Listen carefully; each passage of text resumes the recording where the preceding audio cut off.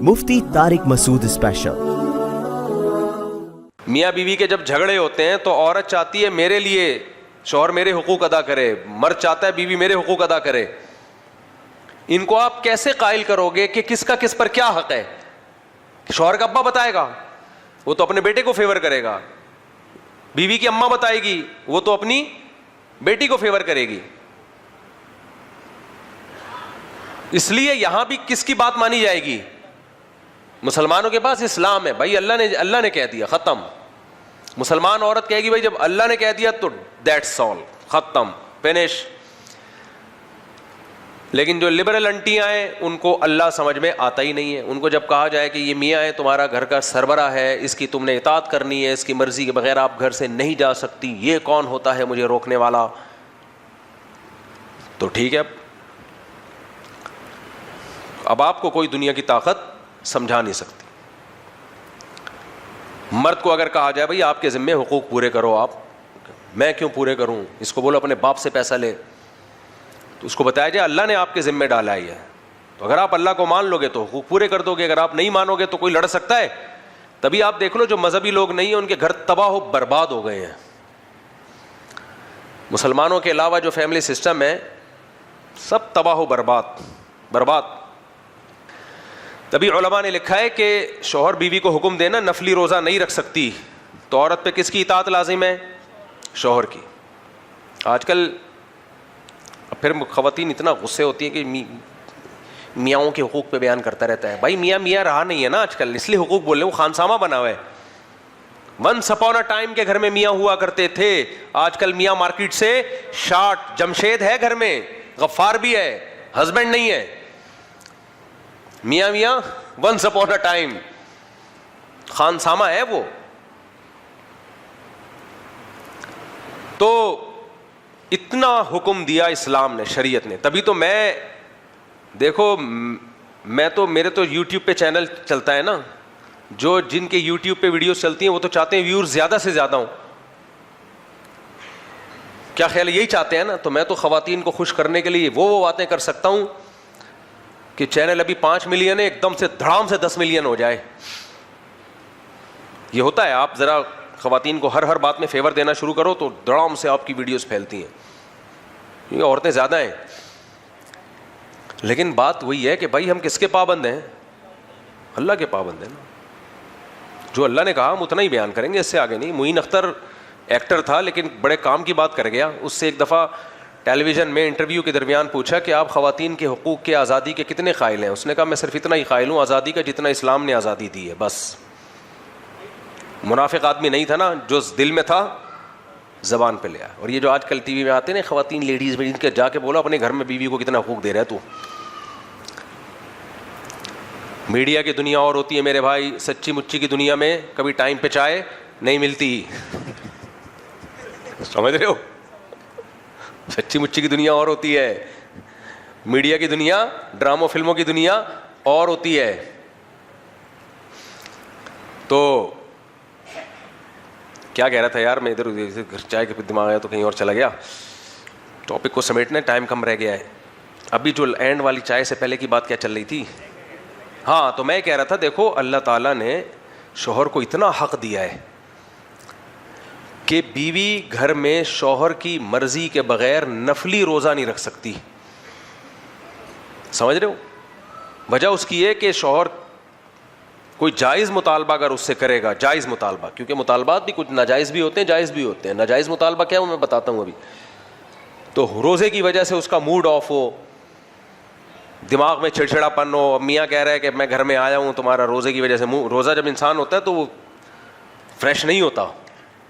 तभी देखो ना रमज़ान में असर में लड़ाइयाँ देखी हैं आपने समोसा पकौड़ों वालों की दुकानों पे, बसों में लड़ाई हमने तो देखी हैं। बसों में लड़ाइयाँ, दूध की दुकानों पे लड़ाइयाँ, जलेबी की दुकानों पे लड़ाइयाँ। चिड़चिड़ा होता है आदमी, भूखा प्यासा जब होगा तो चिड़चिड़ापन आएगा। और ख़ास तौर पे जिनको चाय निस्वार की आदत है उनकी, तो निस्वार वालों का तो असर में तबीयत ख़राब हुई हुई होती है। सिगरेट की जिनको आदत है वो तो और पागल हुए हुए होते हैं। तो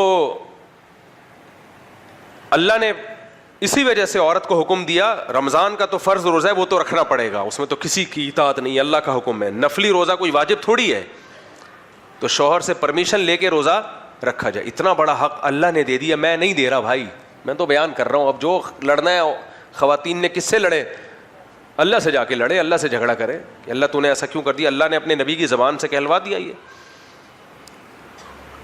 اتنا بڑا حق.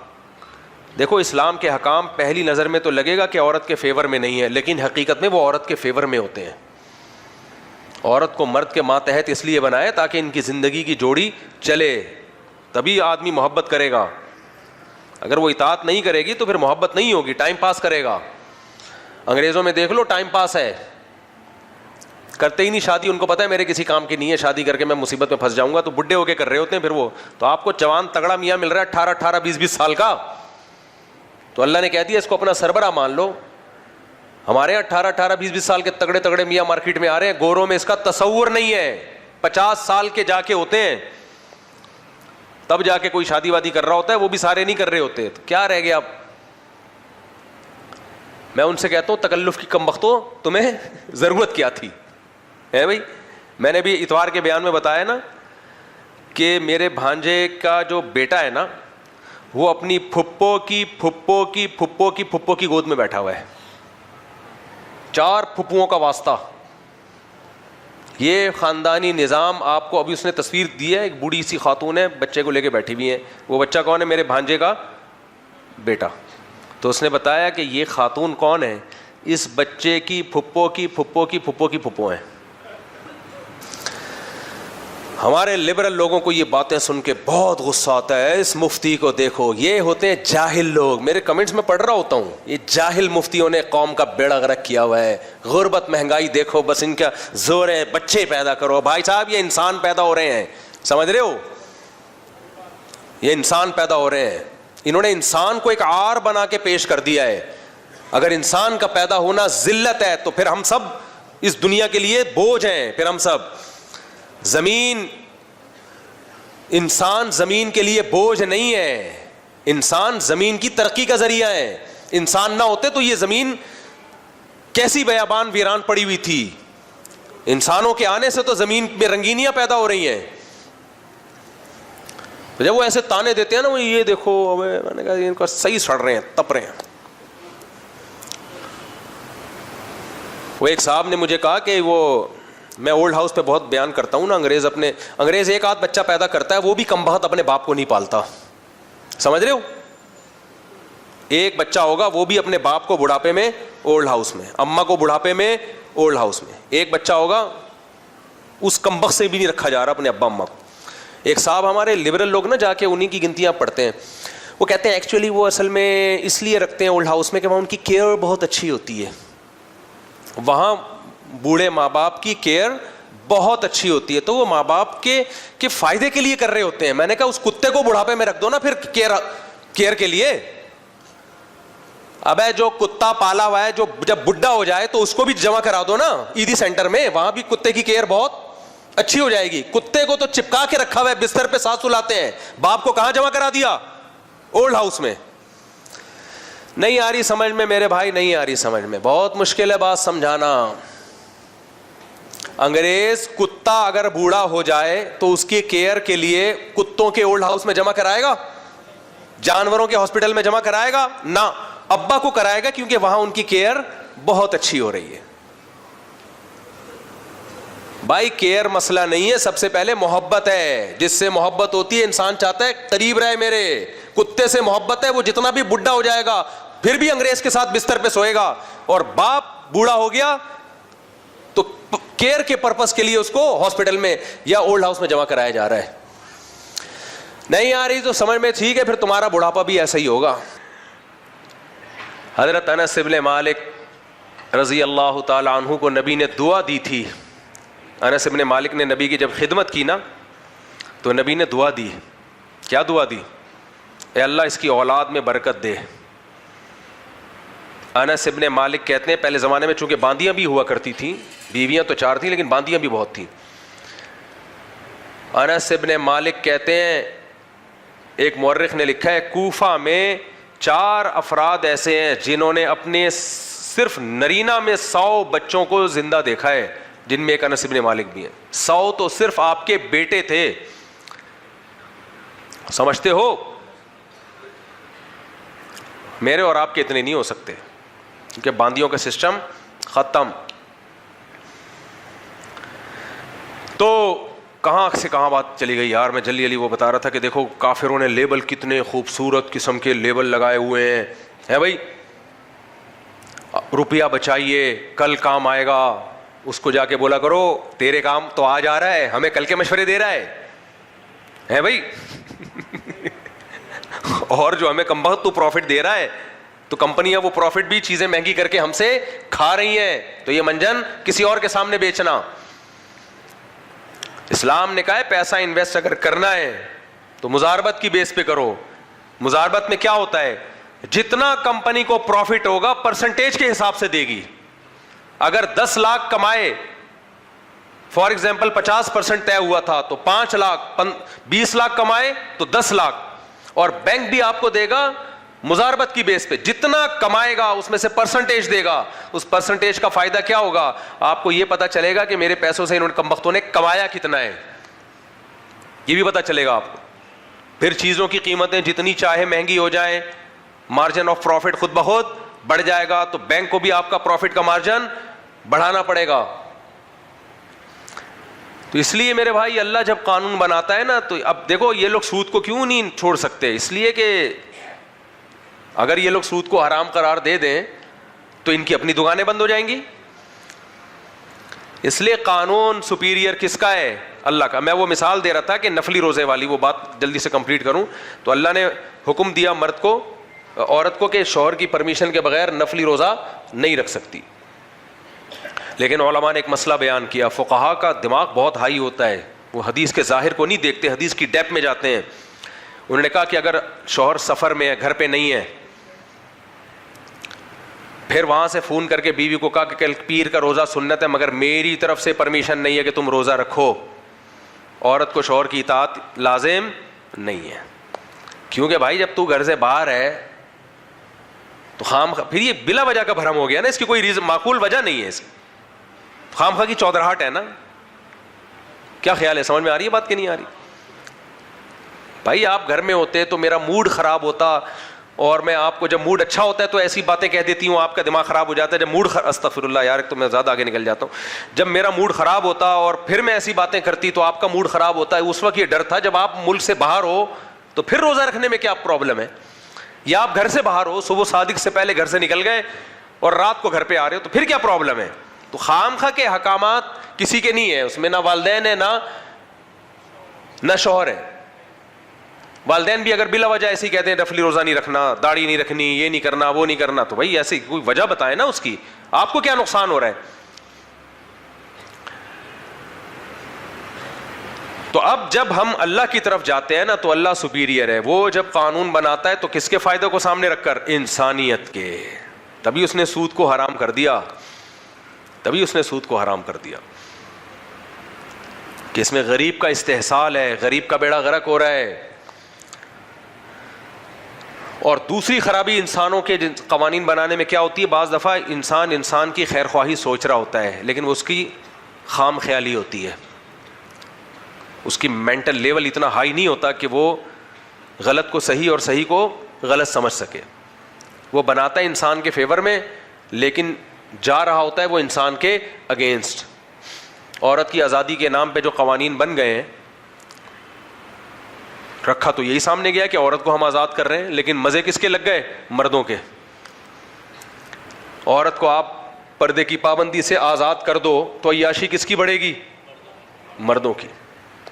عورت کو آپ طلاق کا رائٹ دے دو جو کہ شریعت نے نہیں دیا, لیبل کتنا اچھا لگ رہا ہے, عورت بھی خود مختار ہو گئی, بھائی اس سے بربادی کس کی ہوگی, عورت کی. مرد کو پتا ہے جب ہر وقت اس کے پاس رائٹ ہے ڈیورس کا تو نہ وہ پراپرٹی دے گا بیوی کو, نہ وہ حقوق دے گا, وہ ٹائم پاس کرے گا. تو بیڑا کس کا غرق ہوگا, ہو رہا ہے, ہوگا کیا, ہونا شروع ہو گیا ہے. کھلا لیا, ادھر سے کھلا پکڑا, وہاں شادی کی, وہاں سے کھلا پکڑا, ایک دو کے بعد کوئی مرد اس کو ایکسیپٹ نہیں کرتا. آدمی کو پتا ہوتا ہے جس نے اپنے پہلے میاں کے ساتھ وفا نہیں کی وہ میرے ساتھ کیا وفا کرے گی. تو یہ سسٹم چل رہا ہے سوسائٹی میں.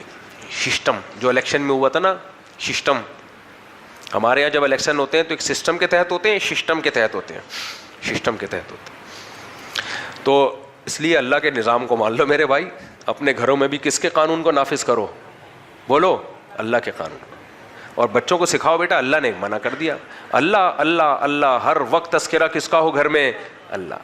ہمیں یاد ہے ہم بچے تھے تو کسی بھی بات سے ماں باپ نے روکنا ہوتا تھا تو کیا کہتے تھے, بھائی اس سے گناہ ملتا ہے, اس کام سے کیا ہوتا ہے, گناہ ملتا ہے, اللہ ناراض ہوتا ہے. پہلے اتنا کافی ہو جایا کرتا تھا. بچہ اپنے ابا اماں کو دیکھ رہا ہوتا ہے, یہ خود صبح شام اللہ کو ناراض کر رہے ہیں, اپنے بچوں کو خود ہی سینما گھروں میں لے کے جا رہے ہوتے ہیں فلمیں دکھانے, اپنے بچوں کو خود ہی موویز کے سامنے بٹھایا ہوا ہوتا ہے, ناچ گانے کے پروگرام میں بٹھایا ہوا ہوتا ہے, تو بچے کے دل سے اللہ نکل جاتا ہے. جس بچے کے دل سے اللہ نکل گیا نا, وہ تمہیں نہیں مانے گا, وہ تمہاری اطاعت نہیں کرے گا پھر, یہ خوب سمجھ لو. تو میں نے جو آیت پڑھی تھی بس ترجمہ کر کے بیان ختم کرتا ہوں کہ لا تکونوا کالذین نسوا اللہ فانساہم انفسہم, اللہ کہتے ہیں ان لوگوں کی طرح مت ہو جاؤ جو اللہ کو بھول گئے تو اللہ نے ان کو اپنا آپ بھلا دیا. جو اپنی زندگی سے اللہ کو نکال دیتا ہے تو اپنا ہی نقصان کر رہا ہوتا ہے. وہ سمجھ رہا ہوتا ہے کہ میں اپنا فائدہ کر رہا ہوں, عیاشی کر رہا ہوں, لیکن عیاشی نہیں ہوتی, آپ اپنے آپ کو کھا رہے ہوتے ہو, اپنے آپ کو تباہ کر رہے ہوتے ہو. تو اللہ تعالی ہمیں اسلام پہ, نبی صلی اللہ علیہ وسلم کی سیرت پہ چلنے کی توفیق عطا فرمائے, اور یہ اطمینان نصیب کرے کہ ہمارے پاس جو اللہ کا قانون ہے اس سے بہتر دنیا میں کوئی قانون نہیں ہے. وما علینا الا البلاغ. حنیفہ انصاری بنت عقیل احمد, اور مہر ہے 57,000 سونے کی مد میں. ان کے وکیل کون ہیں دلہن کے؟ حنیفہ انصاری کے محمد شعیب صاحب کہاں ہیں؟ کہاں ہیں جناب محمد شعیب؟ آپ ہیں؟ آپ نے اجازت دی کہ میں 57,000 روپے مہر جو سونے کی شکل میں ہوگا اس مہر میں نکاح حنیفہ ہی نام ہے نا, حنینہ انصاری, اجازت دی کہ حنینہ انصاری بنت عقیل احمد کا نکاح میں محمد شارق ولد محمد شاہد سے کروں, 57,000 روپے مہر, ٹھیک ہے. محمد طاہا ولد محمد شاہد آپ ہیں. یہ حنینہ جو ہے نا اس کو صحیح کر لینا, یہ حنیفہ ٹائپ کا لکھا ہوا ہے, فے بنایا ہوا ہے اس کو. محمد طاہا ولد محمد شاہد, دلہن کا نام ہے مقدس حسین انصاری. بھائی صاحب حسین لکھا ہوا ہے یار نکاح نامے پہ تو صحیح لکھا کرو. مقدس جمیل ہے اس کو, یہ حسین لکھا ہوا ہے انہوں نے. مقدس جمیل انصاری بنت اشتیاق احمد, اور مہر ہے جی 57,000. ان کے وکیل کہاں ہیں؟ محمد کاشف صاحب. آپ نے اجازت دی کہ 57,000 روپے مہر جو سونے کی صورت میں ہوگا, اس مہر میں مقدس جمیل انصاری بنت اشتیاق احمد کا نکاح محمد طاہا ول محمد شاہد سے کروں, اجازت ہے؟ الحمد للہ نحمده ونستعینه ونستغفره ونؤمن به ونتوکل علیہ ونعوذ باللہ من شرور انفسنا ومن سیئات اعمالنا, من يهده الله فلا مضل له ومن يضلله فلا هادي له, ونشهد ان لا اله الا الله وحده لا شريك له, ونشهد ان سيدنا وحبيبنا وشفيعنا وسندنا محمدا عبده ورسوله صلى الله تعالى عليه وعلى آله واصحابه وبارك وسلم تسليما كثيرا كثيرا. اما بعد فاعوذ بالله من الشيطان الرجيم, بسم الله الرحمن الرحيم. يا ايها الناس اتقوا ربكم الذي خلقكم من نفس واحدة وخلق منها زوجها وبث منهما رجالا كثيرا ونساء, واتقوا الله الذي تساءلون به والارحام ان الله كان عليكم رقيبا. وقال تعالى يا أيها الذين آمنوا اتقوا الله وقولوا قولا سديدا يصلح لكم أعمالكم ويغفر لكم ذنوبكم ومن يطع الله ورسوله فقد فاز فوزا عظيما. وقال النبي صلى الله عليه وسلم النكاح من سنتي, وقال فمن رغب عن سنتي فليس مني. وقال النبي صلى الله عليه وسلم تزوجوا الودود الولود فإني مباهي بكم الأمم. وقال النبي صلى الله عليه وسلم تزوجوا ولا تكونوا كرهبان النصارى. محمد شارق, جناب محمد شارق ول محمد شاہد, میں نے 57,000 روپے مہر جو سونے کی صورت میں ہوگا، اس مہر میں آپ کا نکاح حنینہ انصاری بنت عقیل احمد سے کیا، آپ نے اس نکاح کو قبول کیا؟ جی قبول ہے۔ جزاک اللہ۔ محمد طاہا ول محمد شاہد، مائک لے لینا ہاتھ میں، اب آپ کا ہو گیا نا، یہ تھوڑی کہ اب آپ ہی کا ہوتا رہے گا، باقیوں کو بھی چانس دو نا، مائک نہیں چھوڑ رہا تھا دولہا۔ محمد طاہا ول محمد شاہد، میں نے 57,000 روپے مہر جو سونے کی صورت میں ہوگا، اس مہر میں آپ کا نکاح مقدس جمیل انصاری، یہی نام ہے مقدس جمیل جبین، لا حول ولا قوت الا باللہ۔ بھائی آپ پہلے چیک کیا کرو۔ محمد طاہا ول محمد، ان سے وہ کہاں ہیں، ان کے وکیل کہاں ہیں؟ آپ نے اجازت دی مقدس جمیل جبین، جیم بے، مقدس جبین انصاری کا نکاح بنت اشتیاق احمد، ان کا نکاح میں محمد طاہا ول محمد شاہد سے کروں، اجازت ہے؟ جناب محمد طاہا ول محمد شاہد، میں نے مقدس جبین انصاری بنت اشتیاق احمد کا نکاح 57,000 روپے مہر جو سونے کی صورت میں ہوگا، اس مہر میں نے آپ سے نکاح کیا، آپ نے اس نکاح کو قبول کیا؟ جی قبول کیا۔ جزاک اللہ، بڑی نماز سے، اللہ کرے ایسے ہی شریف ہمیشہ رہو، کتنی شرافت سے قبولتے ہیں نا، ایسا لگ رہا ہوتا ہے کہ ان سے زیادہ شریف دنیا میں کوئی ہے نہیں، بعد میں پتہ چلتا ہے کہ کیا بنتے ہیں۔ ٹھیک ہے، اللہ مبارک کرے، دعا کر لیں۔ الحمدللہ رب العالمین والعاقبۃ للمتقین والصلاۃ والسلام علی رسولہ الکریم وعلی آلہ وصحبہ اجمعین۔ اے اللہ ان دونوں نکاحوں کو اپنے دربار میں قبول فرما، ان نکاحوں کی برکتیں ان دونوں جوڑوں کو تا دم حیات نصیب فرما، آپس کے اختلاف و انتشار سے، لڑائی جھگڑوں سے، ہر قسم کے شر فساد سے اللہ ان دونوں کی ہمیشہ کے لیے حفاظت فرما۔ اے اللہ اس نکاح کو دونوں کے خاندانوں میں جوڑ کا، محبتوں کا ذریعہ بنا، جس کی جو جائز مراد ہو اس کی مراد کو پورا فرما۔ ربنا آتنا فی الدنیا حسنۃ وفی الآخرۃ حسنۃ وقنا عذاب النار۔ صلی اللہ تعالی علی خیر خلقہ محمد وعلی آلہ وصحبہ اجمعین۔